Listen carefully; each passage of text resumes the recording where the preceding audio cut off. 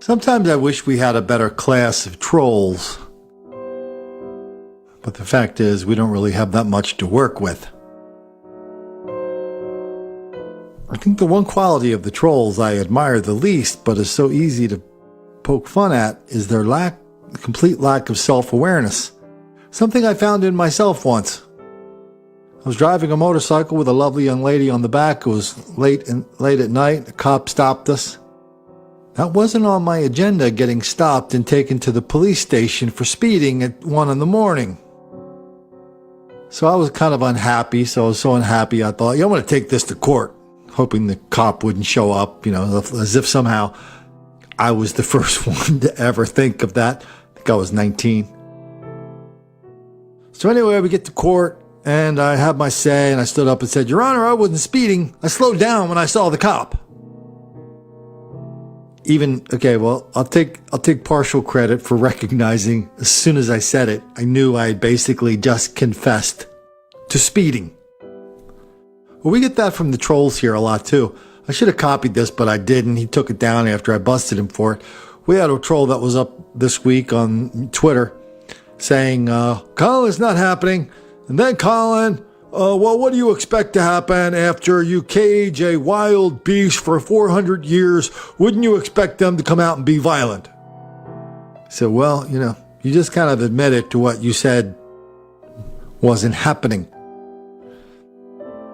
So whenever we see a troll like that, or anybody who's in denial about this, they always like to bring out some really obscure number, hold it in front of us and go, Colin, a number. See, everything you know is wrong. No, the numbers aren't going to shut us down. What's going to shut us down is the truth.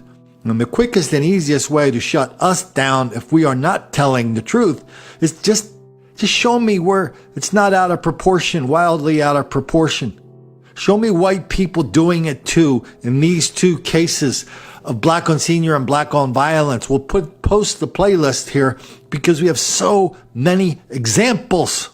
I thank the Lord every night that an angel would have been there that night. Kay Ross, a grandmother who just celebrated her 80th birthday, says every day she looks back on what happened to her in May. I don't know why anybody would want to hurt me. This is how she looked after prosecutors say 16-year-old Michael Williams, along with 3 other teens, broke into her Del City home, beat her, and stole her car. Now Williams, the eldest teen, will be tried as an adult for the 9 felony charges he's facing. Why did you have to beat me up? According to court documents, he planned the attack, even bragging online, I ain't going to lie, I think we killed her. Did they not see in their minds that this was the wrong thing to do? Ross says she is satisfied that Williams will be in the adult court system, but adds her sympathy. A little bit of sadness for this young man because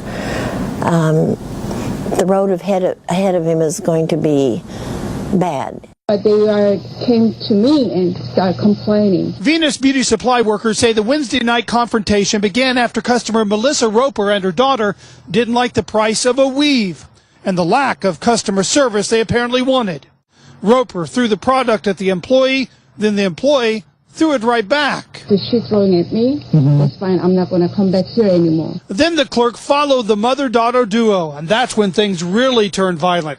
The video shows the customer throwing at least 2 punches before walking out. That's just brutal. She need to be fined for that, because that's not right. You getting mad about the price of weed that she picked up. I have no words for that. Workers say the angry customer also threatened more violence. Just trying to stop it. She said, just stop doing, but I don't want to hurt you. I don't want to, grab my gun. She said. As Duluth police investigated, they spotted something. Take a look at the video. In slow motion, you can see a phone drop to the ground. Police say it's Roper's, which they searched to identify her. They've now charged her with battery, but so far not found her. Won't be too hard, and it's just a matter of time for her to get stopped. Okay, so this is for all the trolls out there. Get on your little listservs, get on your little emails, get on your little secret Facebook group pages. Rustle up all the white kids bragging about almost killing an old lady. And be forewarned, I don't know why I should forewarn you or why you deserve a forewarning, but be forewarned. Our black on senior violence list is enormously long. Ditto for black on Asian. It's funny how when you go to these universities and they're always studying this, like the big thing now is the intersectionality of racism and sexism and gender studies, Colin. Why don't you understand that, Colin? Well, do you have anybody studying why black on white old lady crime is such a thing that often includes sexual assault?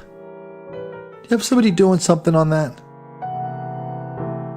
What about all this black on Asian violence that we saw just now? The reporter, oh, good Lord, did you hear that reporter?